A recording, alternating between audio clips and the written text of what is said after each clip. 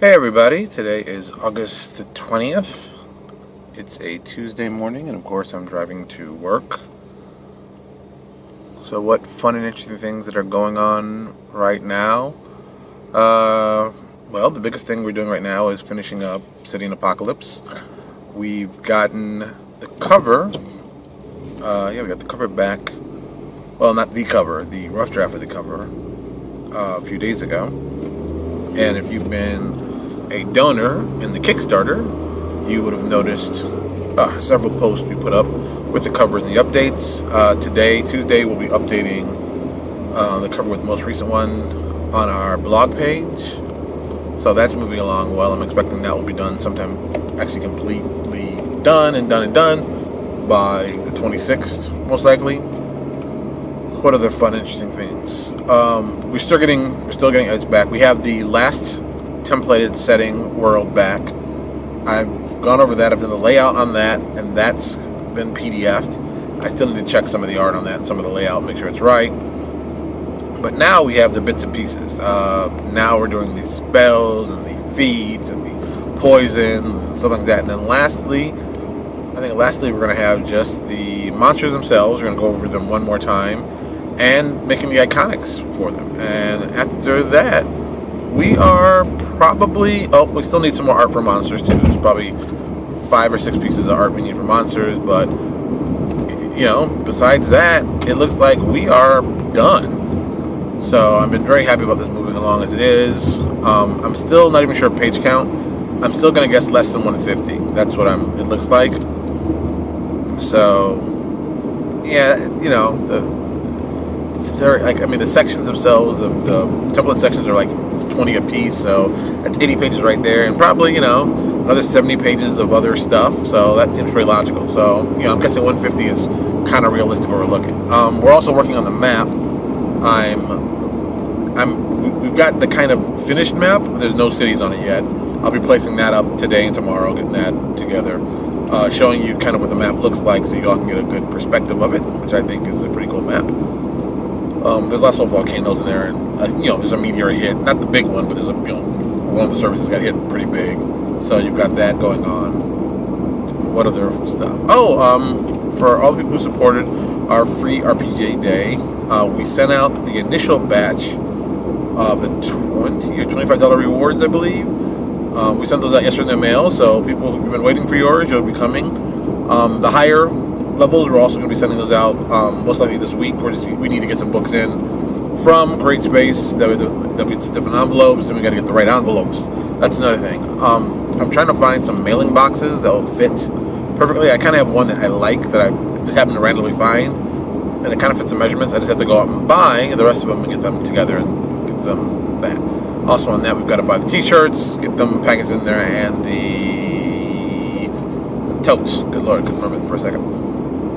And then they move on. So we keep moving on. Everything's moving along in the right direction, which I'm very, very happy about.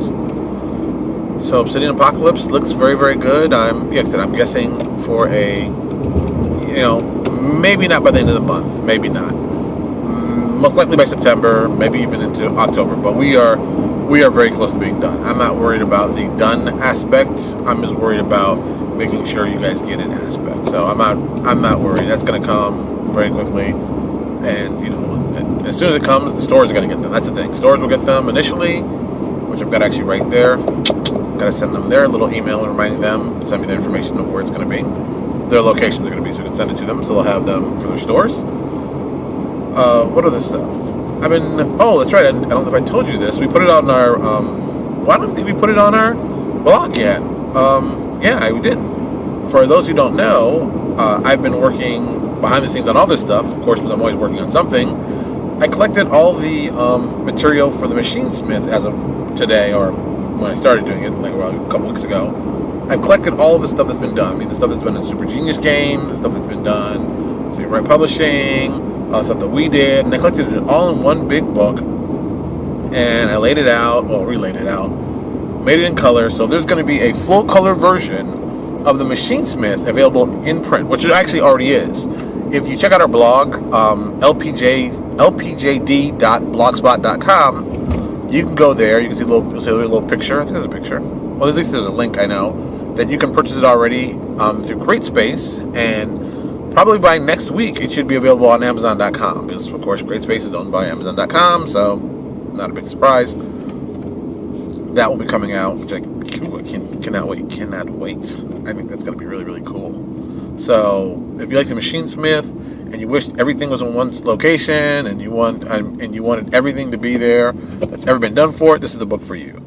I believe the price for the book is going to be $14.99, full color, on slick color. Will be very, very nice. I'm going to get my copy. Well, since I ordered it, I'm guessing I'm going to get my copy sometime this weekend. It might come as my birthday present. That's right, my birthday's the 26th. So, if you want to give me a present, I'm always like cash. Cash is good to me. I like cash. So yeah, that's going on there. Tilt this up. What other things are going on? Well, we've got Obsidian Apocalypse done. More New Access stuff, as always, working on that. Now with the Mythic Adventure rule set out, I was really starting to think about, okay, we have 4 characters in New Access who basically have always been extremely super powerful, always more powerful than the rest. And, in the olden days, you call them epic level. I mean, the 4 characters, of course, are the Lawgiver, the Painted Man, the Emissary, and the Kaga. They're extremely powerful. They're extremely dangerous. And, I mean, in my head when I always saw them, I saw them as, CR 40 for, I guess CR 40 for the Kaga and Lawgiver, and maybe like 30 for the Painted Man, and maybe 35 for the Emissary. So it's that very high level, as they say nowadays, epic level stuff. Now with the Mythic Adventures, I think I've found a way that we can actually do this, and it fits really cool. It also plays to one of the storylines that we built into New Exodus. The idea I came with the Lazarus brand is basically it's this I don't know if you can call it a brand or a symbol that the Lawgiver gives out to people that gives them incredible powers. And what makes this great, this works really well with Mythic Adventure. It's like you could say, oh, you're gonna give them a level of Mythic, which I'm like, oh, that's even cooler, because it's the mechanics already there. There's rules for it, and we can build off of it, which I think is going to work very well. So this now is like, well, now I got to do a Mythic book, even though we hadn't planned to do it. Wow, no signal to the end, huh? Yeah, great work there. So, like I said, initially I hadn't planned to do it, but it looks like we're going to be doing it because of that. So it's like, okay, I bought the book. I haven't even had a chance to really crack it open. I cracked it open once and looked at 3 pages in and put it back and said, okay, I got work to do. So we'll be looking at that and, looking how to incorporate our high-level guys into that. And I think, it'd be kind of cool to have that. And I think it's gonna be very, very cool. I gotta, like I said, we gotta really look into it seriously, figure out exactly if the mechanics work exactly the way you want them to. But I'm pretty sure Paizo's given us a great, I'd say step to really do this the way I'd really want to do it. And I think this might be the easiest way for us to effectively do the whole Lazarus band stuff with it. So I think this will be a lot of fun. So this is, I guess on our part, this is a lot of forethought of, oh, what if we want to play Epic? We had it there. If we want to play Squiggle Size Psionics, well, Dreamscar Press happened to handle that. So I think that was kind of the best thing we did as a company, to be very, very future thinking, that certain things would pop up that people would want to have, and we should think about that now when we were creating it and have ways to get into it. So this is one of those situations which I'm very happy about. So I have that. Most likely, the Treasures of New Exodus, we have those. There's probably 25 of them now, and those are probably going to become a book.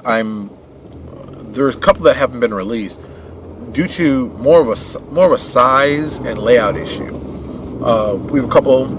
You have one that's basically the weapons of season, really cool weapons, but it doesn't fit correctly into our already established, I'd say, Treasures of New Exodus.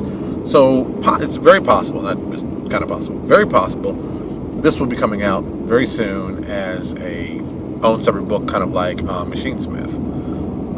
Just looking at the numbers, well, let's talk about a little bit of that, because usually we talk only a little bit about the actual, business side of stuff. So let's talk about that right now. The color books can be really, really expensive. That's something that, it's just because color is expensive. Compared to black and white, color is highly expensive. A 150-page book from CreateSpace is going to run you, this is a 150-page color book, 8.5 by 11, will run you about $11 each to print. So, for all you guys who are doing the math, the printing alone is $11. Okay, if you're going to sell it to a retailer, you've got to basically double your money. So, it's 150 pages. You sell it at retail, you want to double your money. Well, to double your money, to get $20, you've got to set the price at $40 because retailers have sold the stuff. Usually, it all depends. It can be usually between 40 to 50% is their discount on top. So, think about that. A $40 book you sell to the wholesaler for $20. That costs you $11 to make. Dude, the math on this is real simple. That's not going to be feasible. That's incredibly tough. That's just not going to be realistic. Now the flip side is, you do a CreateSpace book that's 150 pages. The printing cost is extremely low, extremely low. I think it's under $4, and it's like, whoa, well, $4. That's a great price, but it's black and white. Color looks great. Black and white looks okay. But you can see color, color is almost 3 times as much as black and white.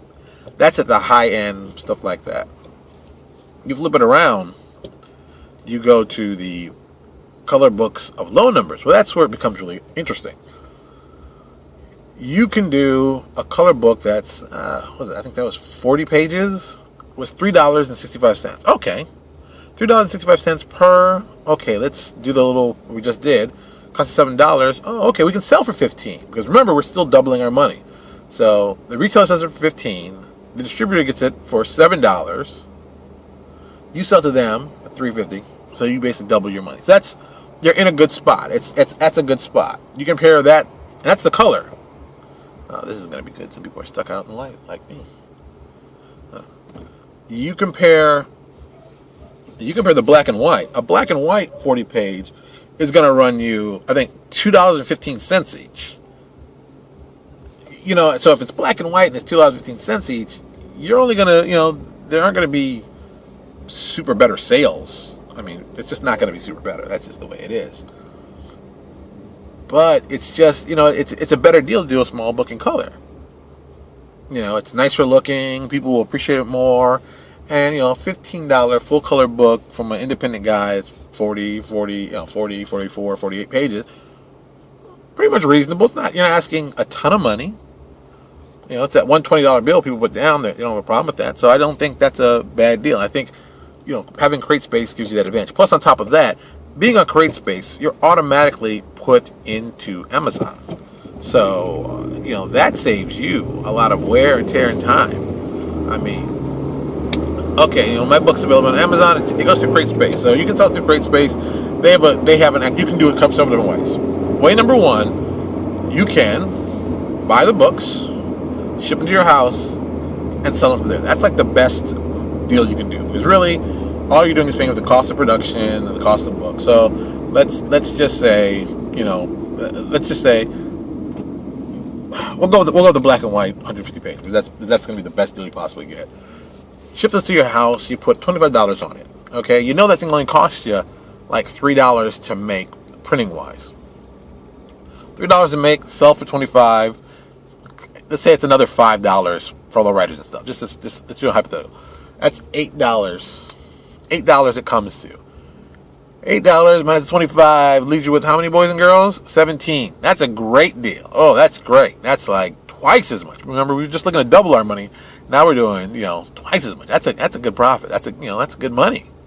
So that's like the best deal. The next deal from that would be if you sold through CreateSpace.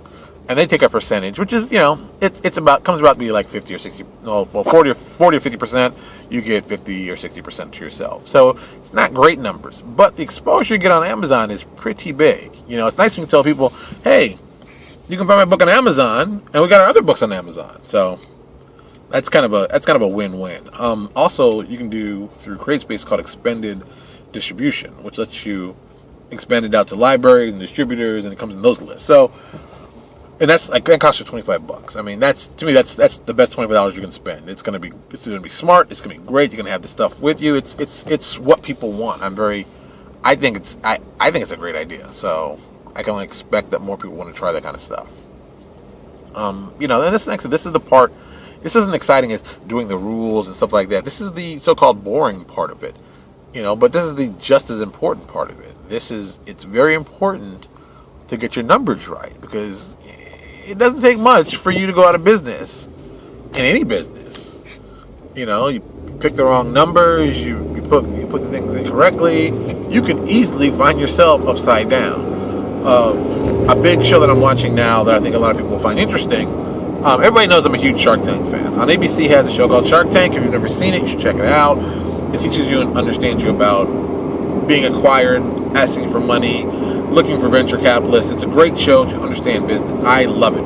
I can't rave about it enough. If you're serious about being a publisher and you're serious about getting into business, I would watch the show. I mean, I've watched not just the American version, I've watched the Canadian version Dragon's Den, I've watched the British version Dragon's Den, I've even tried to get the Australian version of Dragon's Den, which is all based off of, Shark Tank is based off of that. They built that license.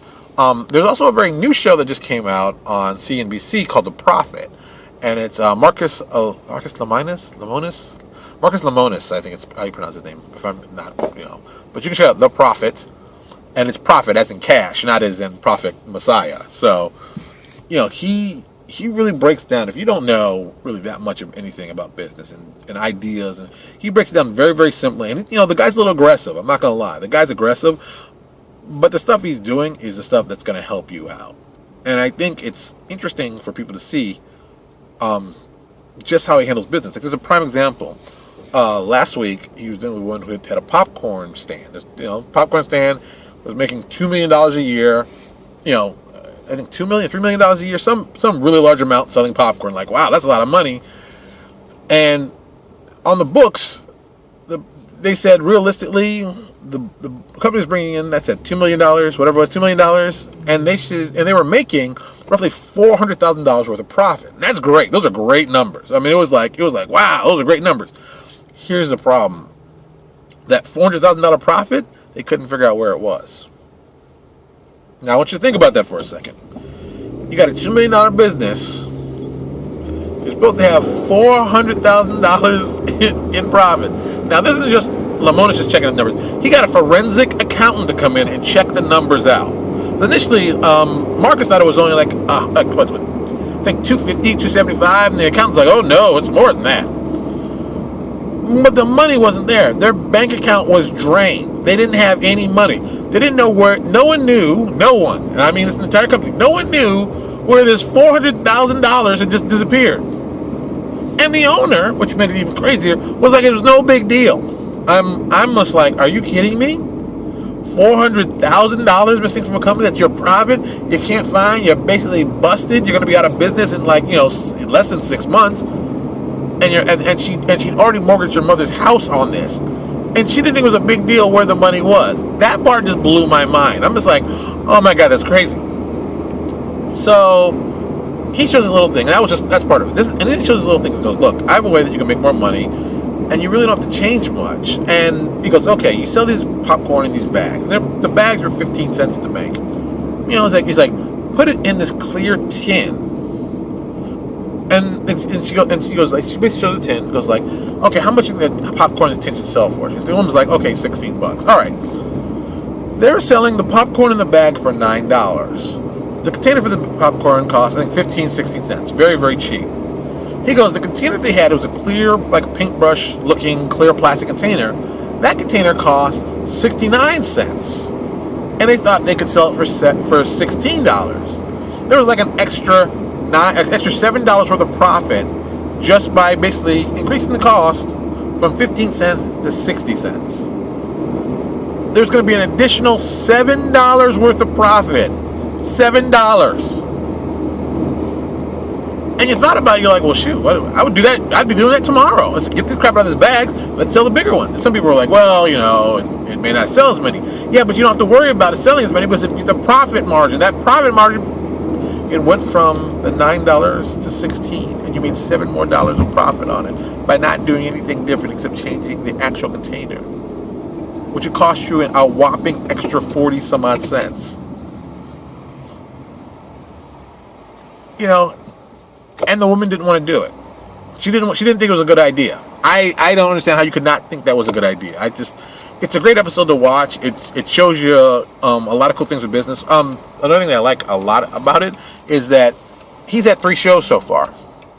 The first show went very well, but it's very tough getting these brothers in their car dealership and looking to build a whole license and this whole thing.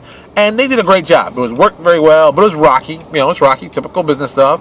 Very rocky. One brother felt one way, the brother felt another, and it's just a good episode to watch.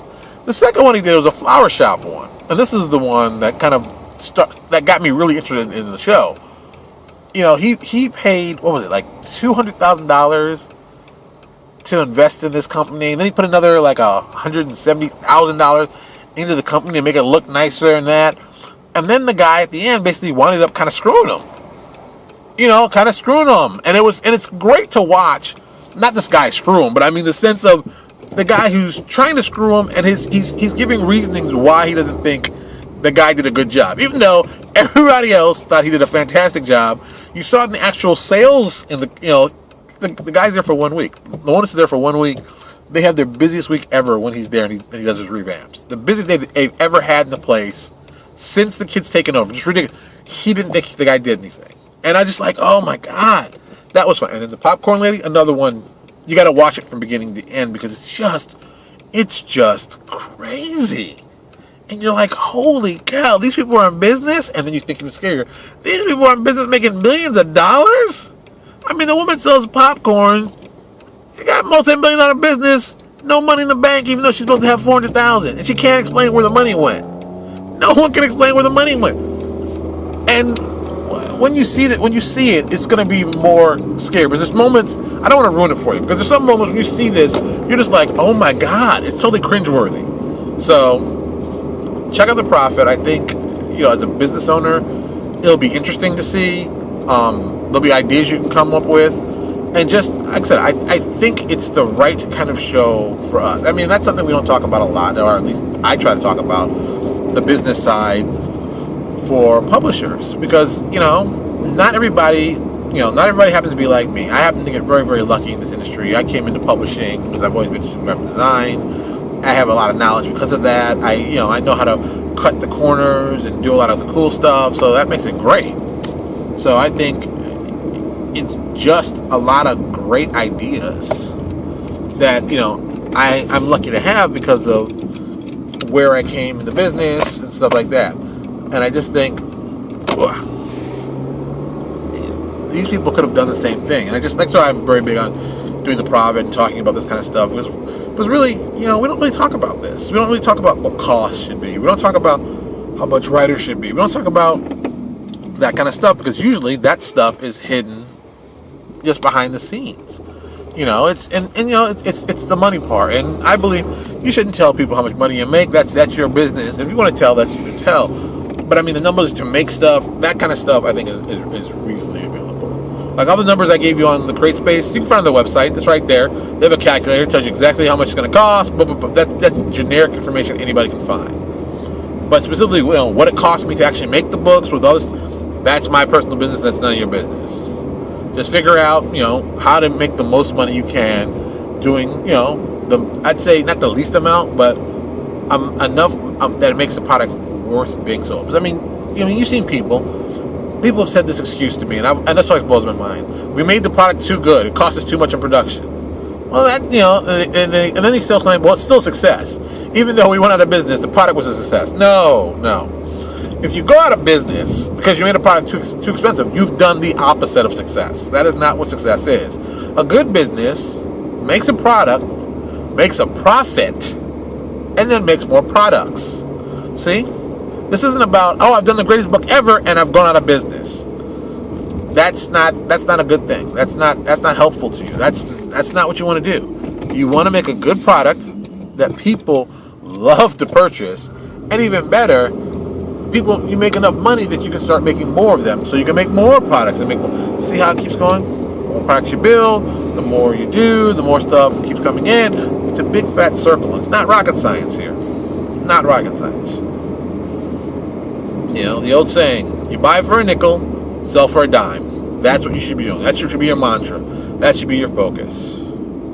How much money do we make on this? Boom. What are your numbers? What are your numbers? That's something that a lot of people don't know. What are your numbers? I know my numbers pretty well. Not as well as I'd like to, but I know them pretty well. Can I know them better? Hell yeah. Am I trying to learn to know them better? Hell yeah. Get those numbers down tight. Get those numbers down tight. You can sell, you make some sales, you can walk away really happy. One of the things I tell people, this one, I mean, I've said this before on many video casts, and since I'm almost to work, I'm going to finish this up really quick. Find a product that you can make, that you can split down into like 4 or 5 separate little products. Great example of that, the Machine Smith. We came out with the initial Machine Smith, then we came up with 2 supplements. We personally came out with 2 supplements that fit with it. Then Right Publishing did some stuff on it, and Super Genius Games did some stuff on it. Boom. 5 different products that I collected together that now is going to go into print. The print copies are going to make me a good sale. And I'm going to be very happy with the amount. I'm very, very happy. So, that's just going to be good quality. Ugh. Alright, I'm here at work. This is almost done, so I'll talk to you all later. Bye-bye.